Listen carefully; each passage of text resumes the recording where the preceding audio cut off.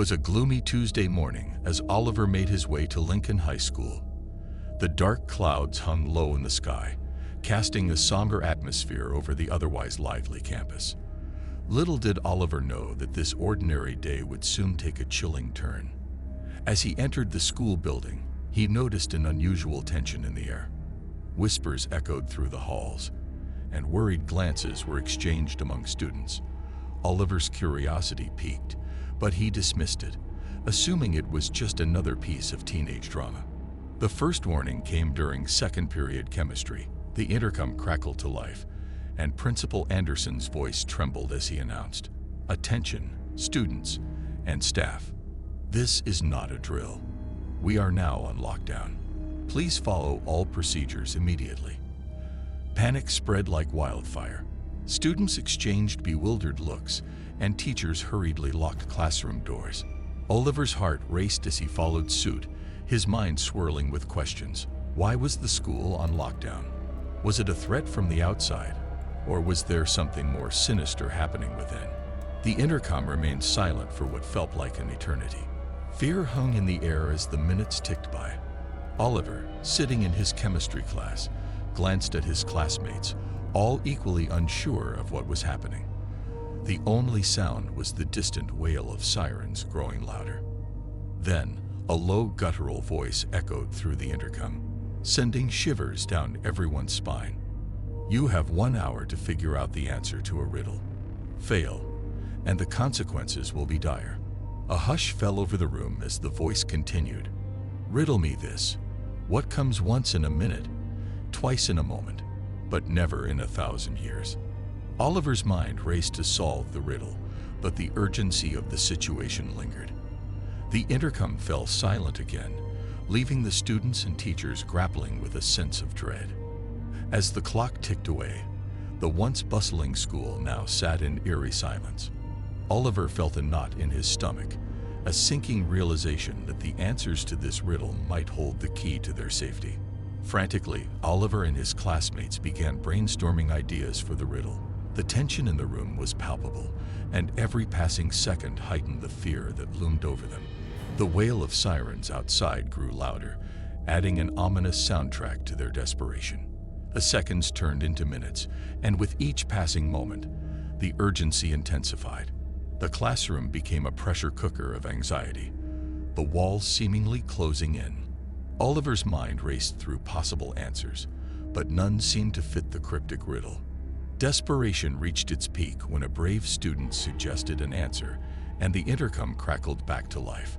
The same chilling voice responded, "Incorrect. Time is running out." The room fell into a heavier silence as the reality of their situation sank in. Oliver's thoughts were a jumble of fear and confusion. What was the purpose of this twisted game? Was it a sick prank or a genuine threat? As the clock on the wall ticked closer to the ominous deadline, Oliver's gaze met with his classmates. Eyes filled with fear, desperation, and a shared understanding that their fate hung in the balance. The intercom buzzed once more, and the voice taunted them. 30 minutes remain. The consequences of failure are severe. Tick-tock. Panic set in, and the classroom atmosphere turned frantic. Students shouted out answers, debated, and argued, but the correct solution eluded them. Oliver felt the weight of the situation pressing down on him, a sense of helplessness that fueled the growing fear in the room. In the midst of the chaos, Oliver's phone buzzed with a text message from an unknown number. "Think deeper, Oliver. The answer is closer than you think." The cryptic message left Oliver bewildered, but it sparked a renewed determination within him. With newfound focus, he delved into the riddle, hoping to unravel its secrets before time ran out. The intercom's ominous voice echoed again. 15 minutes. The clock is ticking, and so is your fate. The countdown continued, and Oliver, fueled by a mix of fear and determination, plunged into a mental race against time. The answer to the riddle held the key to their escape, but as the minutes slipped away, the walls of the classroom seemed to close in, trapping them in a nightmare with no clear way out. Oliver's mind raced, searching for the elusive answer to the riddle. He revisited the words, dissecting each line in a desperate attempt to unravel its meaning. The room, now filled with a tense silence, watched as Oliver scribbled possibilities on a piece of paper, hoping to crack the code before the ominous deadline. With only 10 minutes left, the intercom crackled to life again. 10 minutes remain. Tick-tock, tick-tock. The consequences draw near. The pressure in the room intensified, and Oliver's palms grew sweaty as he struggled to find a solution. As the seconds ticked away, he felt a surge of frustration and anxiety. The cryptic message from the unknown number echoed in his mind, urging him to think deeper. In a moment of clarity, Oliver's eyes widened as the answer dawned on him. With trembling hands, he hastily scribbled down his response, and the classroom collectively held its breath as he spoke the words into the intercom. "Hope," Oliver said, his voice trembling but determined. A moment of silence followed, and then the intercom crackled to life with the same guttural voice. "Correct. The lockdown is lifted." Relief washed over the room as the tension evaporated. The classroom, once a prison of fear, now felt like a haven of safety. Outside, the sirens wailed less urgently, signaling the end of the ordeal. The intercom spoke one final time. "You have shown resilience, but remember, not all challenges have clear answers. Stay vigilant." The lockdown lifted, and the school returned to a semblance of normalcy. Students poured into the halls, exchanging nervous smiles and hushed conversations about the harrowing experience. Oliver, however, couldn't shake off the eerie feeling that lingered. As he stepped out into the sunlight, he received another text from the mysterious number. "You did well, Oliver. But remember, the shadows always hold secrets. Stay vigilant." The ominous message left Oliver with a sense of unease, a reminder that the events of that day were not just a fleeting nightmare. The answers to the riddle may have saved them, but the lingering mystery hinted at a more profound and unsettling truth. Little did Oliver know that the shadows cast by that fateful day would continue to haunt him, as the cryptic challenges and unanswered questions became the harbingers of a dark and mysterious chapter that awaited him in the days to come.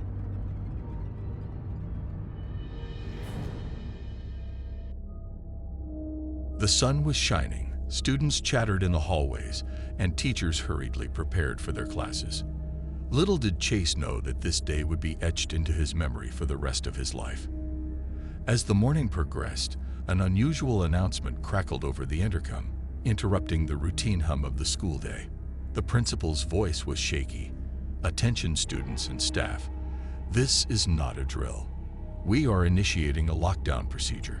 Please follow all instructions from your teachers and remain silent until further notice." Chase's heart pounded in his chest as the eerie silence descended upon the school. His classmates exchanged nervous glances, and the once lively hallways became desolate. The ominous feeling in the air was palpable, like an approaching storm casting a shadow over the school. In his history class, Chase's teacher, Mrs. Anderson, closed the blinds and barricaded the door. She motioned for everyone to huddle in the corner, away from the windows. Fear painted the faces of his classmates, and the only sound was the muffled sobs of someone in the room. Chase's mind raced with questions, but Mrs. Anderson offered no explanation, only a stern look that communicated the severity of the situation. Time crawled as the minutes turned into hours. The intercom remained silent, leaving the students in a state of heightened anxiety. Chase tried to stay calm, but the uncertainty gnawed at him. He exchanged worried glances with his friend, Sarah, who sat next to him.